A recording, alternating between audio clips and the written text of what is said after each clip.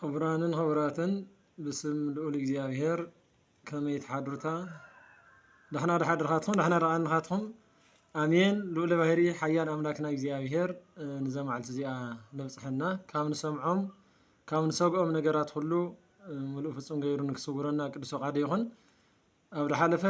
ራእየ ዮሃንስ መእተዊ ዝተፈላለዩ ፅንሰ ሓሳባት አልዒልና ተነጋግርና ነበርና ኢና። ለማዕንቲ ድማ አበይ ተጻሒፉ ንብል መጀመሪያ ንርኢና መዓዝ ተጻሒፉ ንብል እውን ንርኢና ኣብ ዝሓለፈ መን ጽሒፍዎ ርኢና። ለማዕንቲ አበይ ተጻሒፉ መዓዝ ተጻሒፉ ንብሉ ክልተ ሓሳባት ሕፅር ሕፅር ብልና ንርኢና። አበይ ተጽሒፉ ትብለና ራእየ ዮሃንስ ባዕሉ እቲ መጽሓፍ ይነግረና እዩ አበይ ሃም ተጻሓፈ بمن هم تتصحفون نجيرونا أي ولا حالة فرينا يعني من أي ترى يوحنا تنبت لنا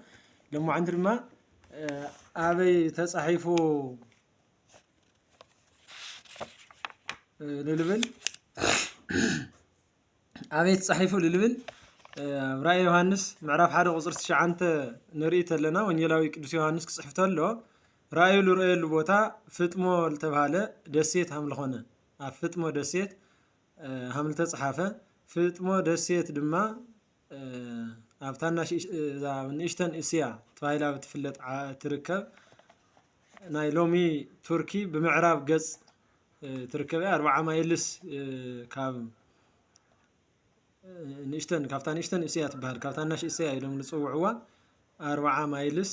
ርሒቃ ትርከብ። ካብ ኤፌሶን ከተማ ድማ 50 ማይልስ ምናልባት 50 ማይልስ 40 ማይልስ ንብል ተለና ብሜትሮ ቀይርኻን ኣብ ሜትሮ ቀይርኻ ንጋር ይከኣል እዩ። ኩልና ማይልስ እዩ ካበይ ላበይ ዝብል ነገር ኩልና ናብ ሜትሮ ናቀየርና ክንጥቀም ይተሓሳስብ ግዜ ንምቁጣብ ስለልደለኹ እየ። ካብኡ ኤጀንያ ዝበሃል ባሕሪ እኒኦ ካብ ኤጀንያ ባሕሪ እምኒ ልኒሄዎ ከባቢ ኮይኑ ኣብ ወሰን ወይም ካብ ኤፌሶን ከተማ بدو جس 50 مايلس رحيقة إيجينيا بالتوالت بحري من الوزحو كبابي هم تقنية تا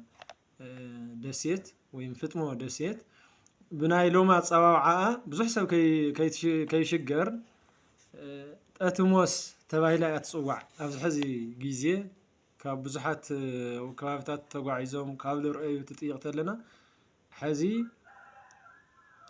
فتمو تباهلا أي خونتي تفلت تايدا تأتموس تواهيلات صوع نايتا دسيت صفحات خنديون دحرينا 35 سكير كيلومتر صفحاتيو للنيوة أبزح الساعات لما 3 شح زا أخلو هزبي نور الله خندي لا أخلو 3 شح دسيت وش تخوينا بمايل تخفت خوينا 3 شح هزبي لنبر الله دسيت يا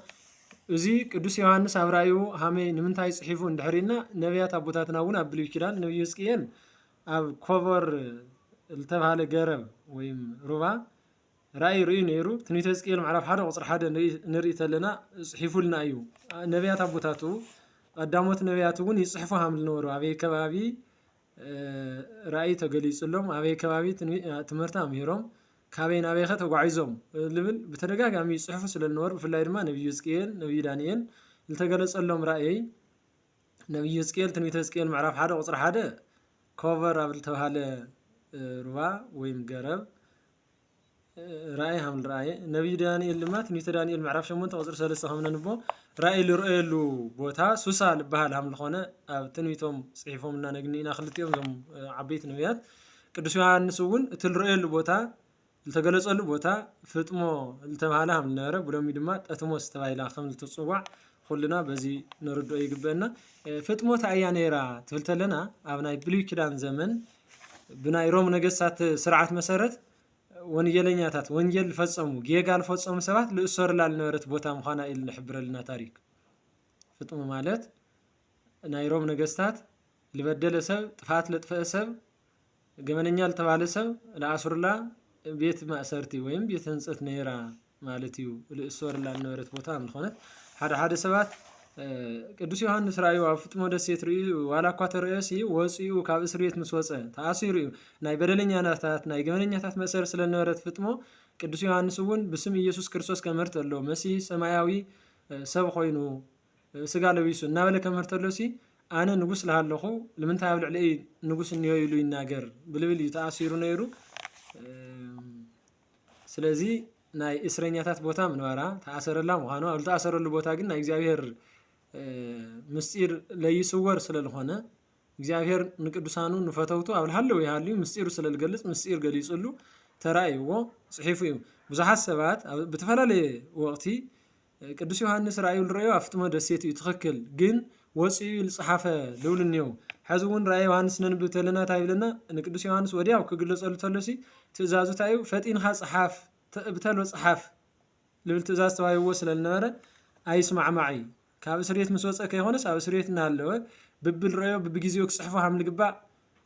ስለልተነገሮ ወዲያው ኣብ እስር ቤት እናሃለየ ከም ዝፀሓፎ እዩ ዝሕብረልና። ቅዱስ ዮሐንስ ተኣሲሩ ኣብ ዝነበረሉ ግዜ ራእዩ ኣብ ዝረአየሉ ባዕልቲ ኣብ ባዕልቲ ኮይኑ እታ ደሴት ውሽጥስ ኣብ ባዕልቲ ኣብ ቀለምሲስ ዝበሃል ገዳም እኒኦ ሕዚ ኣብ ትሕቲ ገዳም እዩ ልግነይ ኣብታ ባዕልቲ ውሽጢ ኮይኑ ይፅልይ ከም ዝነበረ የዕርፈላ እውን ከም ዝነበረ እታ ባዕልቲ እውን ብቅርስነት ተታሒዛስ ክሳብ ሕዚ ብዙሓት ከም ንርኢ ኢልና ካብኡ ራእዩ ክግለፀሉ ተሎ ሃመይ ተገሊፁሉ ንብል ተለና ኣብ ፀሎት ዝሃለየ ብድሕሪኡ ድምፂ መፅኡ ካብቲ ባዕልቲ ከም ዝናገሮ እንትመፅእ ተሎ ድማ ናይቲ ባዕልቲ ከም ዝሰንጠቆ ከም ዝተኸፋፈለ ሰለስተ ክፋል ከም ዝኒአዎ እዚ እውን ናይ ኣጋእዝቲ ዓለም ስላሴ ናይ ሓድነት ሰለስተነት ምስጢር ብዝገልፅ መልክዕ ከም ዝኾነ ኣብ ላዕሊ ስንጣቆ ሓደ ኣብ ታሕቲ ውሪድ ኢሉ ድማ ሰለስተ ምዃኑ ሊቃውንቲ ከመስጥሩ ተለዉ ናይ ስላሴ ሓድነት ሰለስተነት እንትገልፀሉ እዩ። እዚ እውን ራእይ ዮሐንስ ምዕራፍ 14 ትኸድ ተለና ንሪኦ ኢና። ኣብና ኢትዮጵያ ቤተክርስትያኒ ኣብና ግሪክ ቤተክርስትያኒ ታሪክ ትውፊት መሰረት ቅዱስ ዮሐንስ ራእዩ ላርአየ ክነግሮ ተሎ ላርአየ ላነገሮ ደቀ መዝሙሩ ኣብሮኮሮስ ዝተባሃለ ከም ዝሓገዞ ዝተፈላለዩ ሓበሬታታት እኒአው። ጽሒፍዎ ኣብሮኮሮስ ጽሒፍዎ ኢሎም ዝፅሓፉ እኒአው። እዚ ማለት እንታይ ማለት እዩ ትብል ተለና ሓደ ፀሓፊ መፅሓፍ ክፅሕፍ ተሎ ቀለም ከቕርበሉ ብርኢ ክቐርፀሉ ብራና እውን ራሚሙ ወይ ድማ ፍሒቑ ከቕርበሉ ዝኽእል ሰብ ከም ዘድልዮ ሓጋዚ ደቀ መዝሙሩ ኣብሮኮሮስ ከም ዝነበረ ኣብቲ ናይ ፅሑፍ ስርዓት ብዝተፈላለየ መልክዕ ተገሊፁ እኒኦ። ክፅሕፍ ተሎ ክሕግዞ ተሎ እውን ኣትሮንስ ነይራ ካብታ ባዕልቲ ውፅእ ኢላሲ ኣብ ግድግዳኡ ዝኾነት ኣትሮንስ እኒኣ ክሳብ ሕዚ ምልክት ትረአየላ ኢሎም ዝፅሓፉ ታሪክ ፀሓፍቲ እኒአው። ሐዋርያ ቅዱስ ዮሐንስ እዚ መፅሓፍ እዚ ዝፀሓፈሉ ወይ ኣብ ፍጥሞ ዝተኣሰረሉ ምክንያት ከታይ እዩ ድሕሪ ኢልና ፍታ ንእሽተን እስያ ዝተባሃለት ከባቢ መንበረ ጵጵስናኡ ናይ ቅዱስ ዮሐንስ ወንጌላዊ ኤፌሶን ስለዝነበረ ካብ ኤፌሶን ከተማ ስለዝነበረ ካብ ኤፌሶን ከተማ ድማ 50 ማይልስ ናብ ደቡብ ገፅ ርሒቓ እትግነይ ኢልና ኢና ናይ ኤፌሶን ከተማ ዝተፈለጠ ጣዖት ይምለኸላ ስለዝነበረ ከምቲ ቅዱስ ጳውሎስ ጣዖት ኣብ ዝምለኸሉ ዓድታት ኮይዱ ለምህር ዝነበረ ቅዱስ ዮሐንስ እውን ጣዖት የምልኹ ስለዝነበሩ ኣርጤምስ ዝተባሃለ ጣዖት ልምለኸላ ስለዝነበረ እታ ኤፌሶን ከተማ ቅዱስ ዮሐንስ ስብከቱ ትጅምር ተሎ ከም ቅዱስ ጳውሎስ ናይ መጀመርያ ተቃውሞ ዝገጠሞ ካብቶም ናይ ኣርጤምስ ምስሊ ላሰርሑ ላቃረፁ ልሸጡ ዝነበሩ ተጠቀምቲ ብዙሕ ግዜ ትምህርቲ ተምህር ተለካ ተጠቃሚ ይቃወም እዩ ንናይ ባዕሉ እንታይ ይበሃል ሓደ ግዜ ሲ መስተ ኣብ ኣፅዋማት ብሰዓቱ ክኽፈት እኒሄዎ ዝብል ኣስተምህሮ ቤተክርስትያን ተምህርተላ ቅር ልብለን ቅር ልብሎም እቶም ልሰትዩ እውን ቅር ይብሎም እተን ሸይጠን ብኡ ልመሓደራ እውን ቅር ይብለን ኣይትሽጥ ልበለ የለ ኣይትስተይ እውን ልበለ የለ ዓቂንካ ስተይ ብሰዓትካ ስተይ ፆም ፁም ፆም ፁም ሰብ ክፆም እኒሄዎ ሰብ ክፅልይ እኒሄዎ ክበልዕ ክሰቲ ድማ እኒሄዎ ክበልዕ ክሰቲ ተሎ ግን ብዓቕን ክኾን ከም እኒሄዎ ቅዱሳት መፅሓፍቲ ይነግሩናዮምና ሃምኡ ልብል ሓሳብ ክለዓል ተሎ ኣብ ኣፅዋማት ግዜ ልኳንዳ ቤታት ይተዓፀው እንዳ ስጋታት ይተዓፀው ክበሃል ተሎ በቃ ፆም ስለዝኾነ ክርስቲያን ክፆም እኒሄዎ ስለዚ ክርስቲያን ተባሂሉ ክዘጋጀ ክህሊ የብሉ ክበሃል ተሎ ተቃውሞ የለዓን። ሕዚ እውን ቅዱስ ዮሐንስ ናይ ኣርጤምስ ምስሊ ላመሰሉ ቅርፃ ቅርፂ ላውፅኡ ይሸጡ ዝነበሩ ኩሉ ኣታውኦም ከም ዝተቋረፆም ጥቕሞም ከም ዝቐረዮም ሪኦም ሲ ሳቶም እዮም ተቃዊሞሞ ኢሉ ኣሎ ቅዱስ ጳውሎስ ኣብ ምምሃር ቅዱስ ዮሐንስ ኣብ ምምሃር እዞም ቅዱሳን እዚኦም ከምሩ ተለዉ ጣዖት ኣምልኮ እዮም መጀመርያ ተቃዊሞም ሕዚ ኣብ ሕድሕድ ገዛ ኣብ ሕድሕድ ከባቢ ሰብ ኩሉ ነናይ ባዕሉ ጣዖት ጠጠው ለበለሉ ግዜ እኒኦ ብምፍላጥለ ብለይ ምፍላጥለ መናፍቃን ደጋፊ መናፍቅነት እንታይ ምዃኑ ተይተረድኦ ባዕሉ መናፍቅ ዝኾነ ጣዖት ታዩ ክበሃል ተሎ ጣዖት ምዃኑ ተይተፈለጦ ጣዖት ለምልኽ ብጣዕሚ ብዙሕ ሰብ እዩ እኒኦ እና እዚ ምቁዋም ማለት ግን ነቲ ሰብ ድሕነት ምፅዓር ትድሕን እኒአካ ትጠፍእ የብልኻይ ማለት እምበይ ጥቕሙ ምቁዋም ኣይኮነ ሰማያዊ መንፈሳዊ ጥቕሚ ብለይጎድእ መልክዕ እቲ ሰማያዊ መንፈሳዊ ጥቕሚ ልጎድእ ባዕድ ኣምልኮ ጣዖት ኣምልኮ ምግብታት ለይኾኑ መስተታት እንድሕር ልጎድኡ ኮይኖም ቤተክርስትያን ትቃወም እያ ብቅዱሳት መፅሓፍቲ መሰረት ትቃወም ተላ ግን ንምንታይ እያ ተቃዊማቶ ተረዲእኻ ክሕደግ ልግብኦ ምሕዳግ ኣግባብ ሃም ዝኾነ እዞም ሰባት እዚኦም ግን ጥቕሞም ከይቐርዮም ኢሎም ቅዱስ ዮሃንስ ንክእሰር ናብቲ ንጉስ ከሲሶሞ ከም ዝነበሩ ካብ 81 ዓመተ ምህረት ድምጥያኖስ ዝተባሃለ ኣብ ሮም መንበር ነጊሱ ዝነበረ 81 ዓመተ ምህረት እዩ ነጊሱ ካብኡ ጀሚሩ ኣብ ግዛኣት ውሽጢ ዝነበሩ ጥበብ ትምህርቲ ይፈቲ ነይሩ ጥበብ ልንህቦም ምሁራን ትምህርቲ ለምህሩ ምሁራን ይፈቲ ነይሩ ምክኣል ይቀድም ነይሩ እቲ ንጉስ ምክኣል ሰብ ኩሉ ክከኣል ሃም እኒዎ ክፃላ ክበኣስ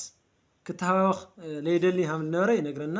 ብዙሕ ክርስቲያን ናይ ዓለም ኣየር ንምትንፋስ ክኢሎም ነይሮም ኣብ መዓዝ ግዜ ድምጥያኖስ ነጊሱሉ ኣብ ዝነበረ ናብ መጀመርያ ካብ 81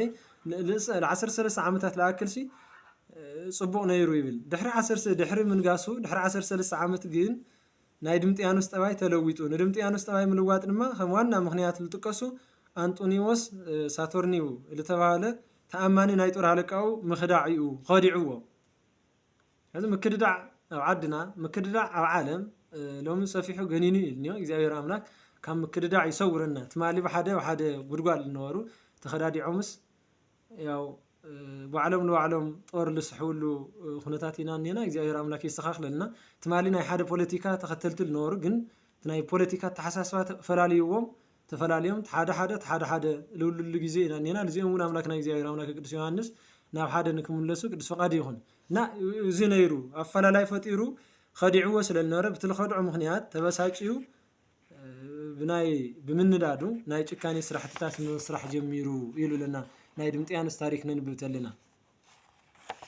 ብመን እዩ ብወታደሩ ስለዝኸድዖስ ለቶም ፅቡቕ ለምህሩ ልትቦም ጥበበኛታት ኢሉ መምህራን ኢሉ ኣሚንዎም ላምሆሩ ልፈትዎም ነበረ ምቹው ኩነታት ለደልወሎም ለዘጋጀሎም ነበረሲ ተፃሊዎም እዚ ዓይነት እዚ ኣጋጣሚ ላተፀበዩ ዝነበሩ ኣረማውያን ሃይማኖት ለይብሎም ንክርስትና ዝቃወሙ ዝነበሩ ኩሉ ኣብዚ ሰዓት እዚ ያው ኣጋጣሚ ተጠቂሞም ንኦርቶዶክሳውያን ጭፍጨፋ ተጠቂሞምሉ ይብልና ሕዚ እውን ብፍላይ ኣብዚ ሕዚ ሰዓት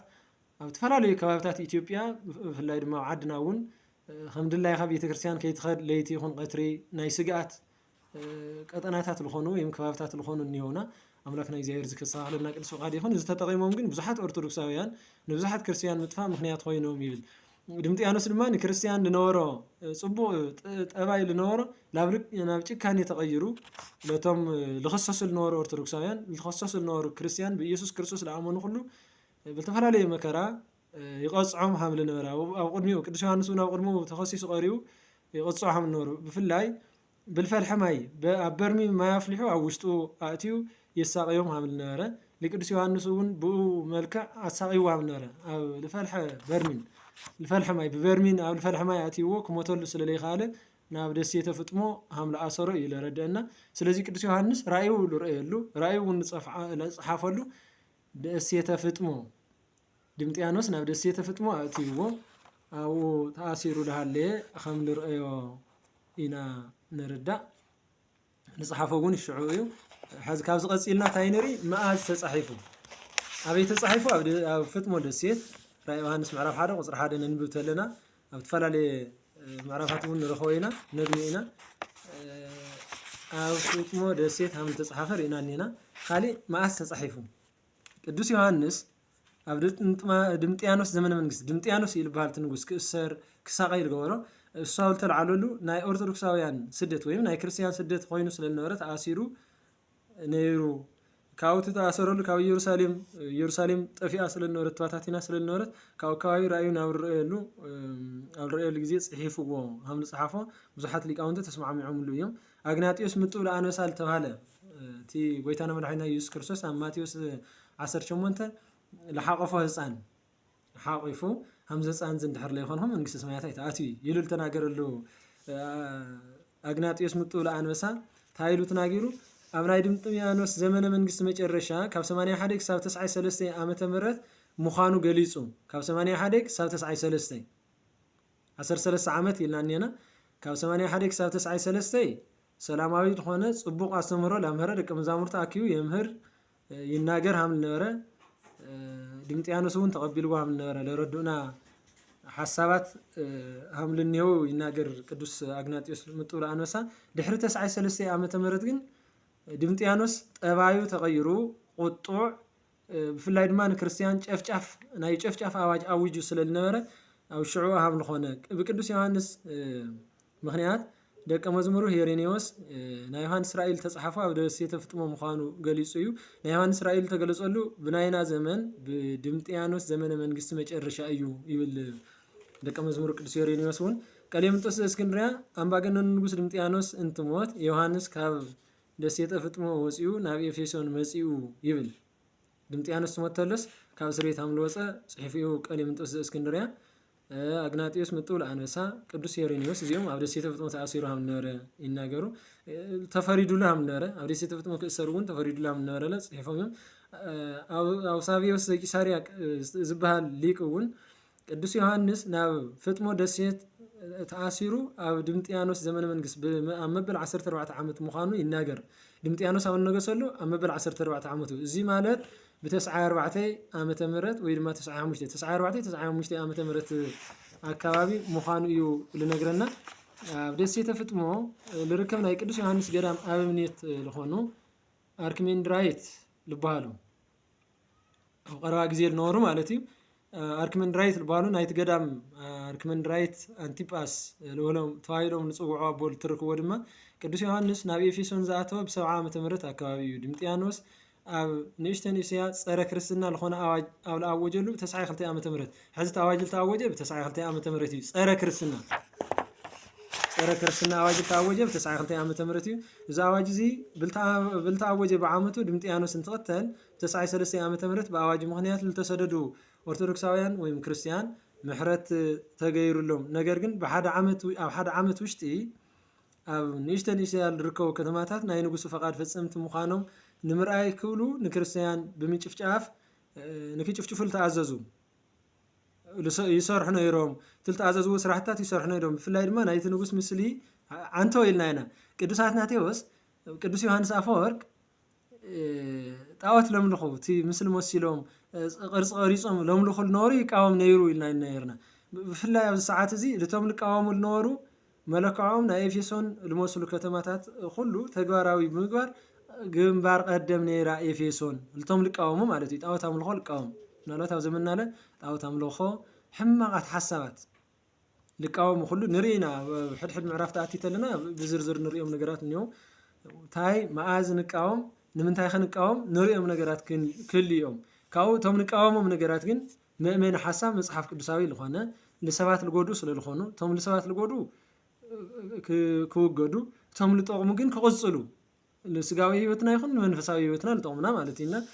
ኣብ ሳብዮስ ዘቂሳርያ ቅዱስ ዮሐንስ ኣብ ናይ ፍጥሞ ደሴት ተኣሲሩ ኣብ ዝነበረሉ ኩሉ ጊዜ ድምጥያኖስ ብ14 ዓመት አካባቢ ይገብሮ መን ኣብ ሳብዮስ ዘቂሳርያ እና ድምጥያኖስ ኣብ ነገሰሉ 14 ዓመት ድሕሪ 14 ዓመት ሃም ዝኾነ ኣብታ ደሴት ዝነበረሉ ጊዜ ድማ ንሓደ ዓመት ሃም ዝኾነ ናብ ኤፌሶን ተመለሶ ብ96 ዓመተ ምህረት አካባቢ ሃም ዝኾነ ይነግረና 96 ምክንያቱም 93 94 95 ክርስቲያን ክጭፍጨፉ ቆተሉ አዋጅል ተአወጀሉ ጊዜ እዩ ድሕሪ 96 ግን ድምጥያኖስ ስለልሞተ ናይ ነጻነት አዋጅ ስለልተአወጀ ካብ እስር ቤት ሃም ዝወፀ ይነግረና ቅዱስ ዮሐንስ ካብ ፍጥሞ ደሴት ድሕሪ ምውፃኡ ንክልተ ዓመታት ለኣክል ኣብ ኤፌሶን ከተማ ጸኒሑ ኣብ 99 ዓመቱ ኣብ ክንደይ ዓመቱ ዓሪፉ ኣብ 99 ዓመቱ ካብዛ ዓለም እዚ ተፈልዩ ይብል ሞ ታሪክ ታይ ማለት እዩ ግን ተሰዊሩ ዮሐንስ ወንጌል ምዕራፍ 21 መጽሐፈ ስንክሳር معرف ما إنه ترر بعتنا نبت لنا هم التصورة النجرنا هم يتصوروا زي إجزاء الفولتو اللي كانوا أبوتاتنا ون بالتخالم متن لقول تصلوا أبرك راس جنك ساب مسوارو لي تفليو هم النورة يقول نجرنا بتسعة شعنتي عمتو هم الخانة صحافة صحيفهم من النيوز لذي بتسعة شعنتي عمت مرات يعرفوا صحافة الرأي وهانس التصحافة اللي جن بتسعة حمشتي تسعة روعتي تسعة حمشتي عمت مرات الكبابي هم الخانة ኢትዮጵያውያን መተርጉማን በ9 ዓመት ኢሎምኒዮ ታይ ብልኾነሉ 9 ዓመት ልልብል መብረሂ የድልዮ እዩ መብዛሕትኡ ግዜ ድሕሪ ክርስቶስ እርገት ብ9 ዓመት ልብልኒዮ እሱ ሕዚ ብዙሕ መብረሂ ለድልዮ ብዙሓት ምርምራት ለድልይዎ እዩ እዚ ግን ብምርምር እቶም ሊቃውንቲ ቅዱስ ሄሬኔዎስ ናይ ቅዱስ ዮሐንስ ደቀ መዛሙርቱ ብምልኦም ድሕሪ 9 ዓመተ ምህረት ካብ 93 ክሳብ 95 ዓመተ ምህረት ኣብልኒዮ ኣብ እስር ቤት ኣብ ዝነበረሉ ግዜ ሃም ዝኾነ ኣብ እስር ቤት ዝነበረሉ ግዜ እውን ገሊኦም 93 ክሳብ 94 ይብሉ ገሊኦም 94 ክሳብ 95 ይብሉ ብዋናነት ግን 94 ዓመተ ምህረት ሃም ዝኾነ ግን እቶም ዓንቶል ገለጽናዮም ድምጥያኖስ ኣብ ነገሰ ኣብ መበል 13 ዓመቱ بسيجتي هوكتي هم التفترة بتي لخدعو نايتور وتادرو مهنيات دحرو لحد عامت ساني حدما سام العرفة دحرو معرفو توسنا جزيتات سانيحو كدس يوحنس كاب سريت هم لوز نازم صحافة زي أو سريت لها اللي هم الصحافة كأو حدو زرزرو قصالي كنورينا سلزي أبي تصحيفو ما أستصحيفو بزمن الكعرينا هنا من صحيفو بون أو الحالة رينا هنا قصاليو هاي قارسي إذا همتوا إن الريلنا نايمني إذا مصحف زي كاو اللي كاونت تايلهم سلز مصحف زي أنا ما كف آيات كريستيانات في الليل ما نعدنا نايشت عد اللي كاونت تايلهم بيت كريستيان تايلات قبولو الليفل قصالي كنا رينا أملاكنا إزياهير حزون مسيرته أسفيحونك جلسلنا كدس فقاديهن